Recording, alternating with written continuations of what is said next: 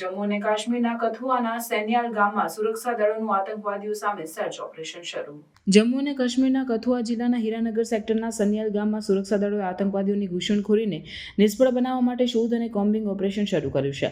આ ઓપરેશન દરમિયાન M4 કાર્બાઇન assault રાઇફલની અનેક લોડેડ મેગેઝીનો અને 2 ગ્રેનેડ સહિતના સામગ્રી જપ્ત કરવામાં આવ્યા છે. ઓપરેશનની આગેવાની director general of police Nalin Prabhat કરી રહ્યા છે અને તેમાં કમાન્ડોઝ, ડ્રોન અને સુગંધી કૂતરાઓનો સમાવેશ કરીને સર્ચ ઓપરેશન વધુ મજબૂત બનાવવામાં આવ્યું છે. સોમવારે સવારે આ ઓપરેશન વધુ તેજ કરવામાં આવ્યું હતું. સુરક્ષા દળોને મળેલી માહિતી અનુસાર આ આતંકવાદીઓએ શનિવારે ઘૂસણખોરી કરી હોવાનું માનવામાં આવે છે.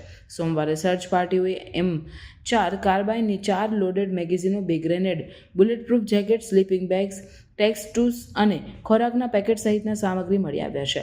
સ્થાનિક ગ્રામજનોના જણાવ્યા અનુસાર કેટલાક મહિલાઓએ જંગલમાં લાકડીઓ એકત્રિત કરતી વખતે લગભગ 5 હેવીલી આર્મ આતંકવાદીઓને જોયા હતા, જે સૈન્યાલ ગામના નર્સરી વિસ્તારમાં છુપાયેલા હતા. આ માહિતી મળ્યા બાદ સુરક્ષા દળોએ તાત્કાલિક કાર્યવાહી કરી અને ઓપરેશન શરૂ કર્યું.